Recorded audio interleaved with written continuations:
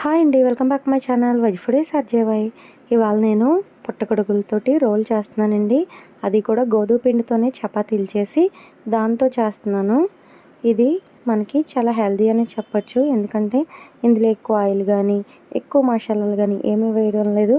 అంటే కొద్ది మసాలాలతోనే ఇందులో ఇంకా సోయా సాస్, వెనిగర్ ఇలాంటివి కాకుండా కొంచెం టమాటా కెచప్ అంటే పిల్లలు కొంచెం ఇష్టంగా తినడానికి. అంతేనండి. రెసిపీలోకి వెళ్ళిపోదాం. ముందుగా పుట్టగొడుగులు ఉంటాయి కదా, మష్రూమ్స్, వాటిని చిన్న చిన్న ముక్కలా కట్ చేసుకుని అందులో 1 కప్పు పెరుగు, ఇంకా పసుపు, ఉప్పు, కారం, ధనియాల పౌడర్, జీలకర్ర పౌడర్, ఇంకా గరం మసాలా వీటన్నిటినీ కూడా వేసుకోవాలండి. కారం 1 స్పూన్, ఇంకా గరం మసాలా 2 స్పూన్లు, ధనియాల పౌడర్ 1 స్పూన్, వేయించిన జీలకర్ర పౌడర్ 1/2 స్పూన్, ఇంకా 1/2 స్పూన్ పసుపు, సరిపడా ఉప్పు, 1 కప్పు పెరుగు. అంటే ఒక 8 నుండి 10 వరకు స్పూన్లు చొప్పున చూస్తే గట్టి పెరుగు, కొద్దిగా మీగడ, వీటన్నిటిని వేసేసుకుని బాగా మిక్స్ చేసి ఇలా నేను చూపించిన విధంగా 1 గంట వరకు మ్యారినేట్ అవనివ్వాలి. పక్కన పెట్టేసుకోండి. ఈ స్పైసెస్ అన్నీ ఈ మష్రూమ్కి పడతాయి. తర్వాత ఒక చిన్న కడాయి తీసుకొని అందులో నూనె వేసుకొని, మీకు ఇందులో నచ్చితే బటర్ కూడా యాడ్ చేసుకోవచ్చు. నేనైతే ఇవాళ నూనె వేసాను, నెయ్యి కూడా వేసుకోవచ్చు. ఇలా మొత్తం అంతా అప్లై అయ్యేలా చేసుకుని తర్వాత ఇందులో ఆ మష్రూమ్ ముక్కలు వేసేసి, ఇందులో వాటర్ వేసే పని లేదు, మొత్తం అంతా స్ప్రెడ్ చేసేయాలండి. చేసేసి మీడియం నుంచి లో ఫ్లేమ్లోనే పెట్టుకుంటే ఈ మష్రూమ్స్ అన్నది దగ్గరికి ఉడికి వాటర్ అన్నది అసలు లేకుండా ఉండాలండి. ఎందుకంటే ఇది నేను రోల్ కోసం కాబట్టి, అందుకోసం అని చెప్పేసి మొత్తం అంతా కూడా స్ప్రెడ్ చేసేసి మీడియం ఫ్లేమ్లో ఒక 10 మినిట్స్ వదిలేసానండి. వదిలేస్తే వాటర్ అనేది రిలీజ్ అవుతుంది మష్రూమ్స్ నుండి. ఆ వాటర్తోనే ఈ మష్రూమ్స్ అనేది ఉడుకుతాయి. ఈ స్పైసెస్ అంతా దీనికి పడతాయి. ఎప్పుడైతే వాటర్ కొంచెం పైకి ఇలా తేలుతుందో ఈ టైంలో నేను ఇందులో క్యారెట్, ఇంకా ఇందులో క్యాబేజీ వేసుకున్నాను.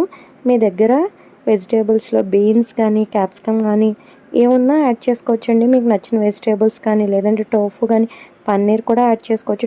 చాలా టేస్టీగా ఉంటుంది. నా దగ్గర క్యారెట్ ఇంకా క్యాబేజీ ఉన్నాయి. ఈ 2 వేసేసుకుని ఈ మష్రూమ్ నుంచి రిలీజ్ అయిన వాటర్తోనే ఈ 2 కూడా కుక్ అయ్యే విధంగా మొత్తం అంతా దగ్గర పడి కొంచెం కూడా వాటర్ అన్నది ఉండకూడదండి. అలా ఉన్న టైంలో ఉప్పు కారం సరిపోయిందో లేదో చూసేసుకొని చల్లారడానికి పక్కన పెట్టేసి, ఇప్పుడు ఆల్రెడీ ముందుగా చపాతీ పిండి కలుపుకొని ఉంటాం కదా, దాంతో చపాతీలు ఒత్తేసుకోవాలండి. ఈ చపాతీలు ఒత్తుకున్న వాటిని మనం పెనం పైన కాల్చుకోవడమేనండి. నార్మల్గా ఈ రోల్స్ కోసం అని చెప్పి మైదా పిండితో చపాతీలు చేసుకుంటారు. కొంతమంది పరాటాల్లా కూడా చేసుకుంటారు, లేయర్స్లో ఉంటుందని చెప్పి. నేనైతే జస్ట్ చపాతీ పిండితో చపాతీలు ఒత్తుకొని దాన్నే హై నుండి మీడియం ఫ్లేమ్లో కాల్చుకున్నానండి. కొద్దిగా నూనె వేసేసుకొని అటు ఇటు పైకి పొంగిన తర్వాత కొంచెం దోరగా వేగిన తర్వాత కలర్ చేంజ్ అయిన తర్వాత మనం వీటిని చపాతీలను తీసేసుకోవడమే. మనకి ఎన్ని కావాలో ముందే రెడీ చేసుకోవాలండి చపాతీలు అన్నది. నేను దీనికి ఒక 5 నుండి 6 వరకు చపాతీలు తీసుకున్నాను. ఈ చపాతీలన్నీ రెడీ అయిపోయిన తర్వాత వీటిని చల్లారనిచ్చిన తర్వాత దీన్ని అప్లై చేయొచ్చు. ఈ కర్రీ అన్నది స్టఫ్ చేయొచ్చు.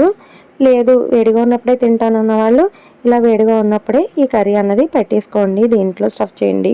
కర్రీ అన్నది మాత్రం చల్లారే ఉండాలండి, లేకపోతే కొంచెం జార్లో వాటర్లో బయటకు వచ్చేస్తుంది. అందుకోసం చెప్పి, అంటే ఇది అప్పటికప్పుడు సమ్మర్లో తినేది కాబట్టి మేమైతే చల్లగా తిన్నాం. మీరు కనుక వేడిగా కావాలనుకుంటే మీరు అలానే వేడిగా చేసుకుని తినండి. వేడిగా చేసుకుని తిన్న రోల్ అంటే నార్మల్గా బటర్తో కానీ గీతో కానీ కాల్చుతారండి. మీకు నచ్చితే అలా కూడా కాల్చుకోండి. ఈరోజైతే నేను ఆయిల్తోనే కాల్చాను, బటర్ కానీ గీ కానీ అప్లై చేయలేదు. తర్వాత మీకు నచ్చిన వెజిటేబుల్స్ అన్నీ కూడా ఈ కర్రీ పెట్టేసుకుని ఒక సైడ్కి, దాంట్లో మీకు నచ్చిన వెజిటేబుల్స్ ఇంకా ఆనియన్స్ ఇవన్నీ వేసుకొని కొద్దిపాటి కెచప్, మయోనీస్ కూడా ఉంటే యాడ్ చేసుకోండి, టేస్ట్ బాగుంటుంది. నేను మయోనీస్ వేయలేదు. రోల్ చేసి సర్వ్ చేయడం చాలా సింపుల్ అండి. ట్రై చేయండి, కామెంట్ చేయండి, సబ్స్క్రైబ్ చేయడం అస్సలు మర్చిపోండి.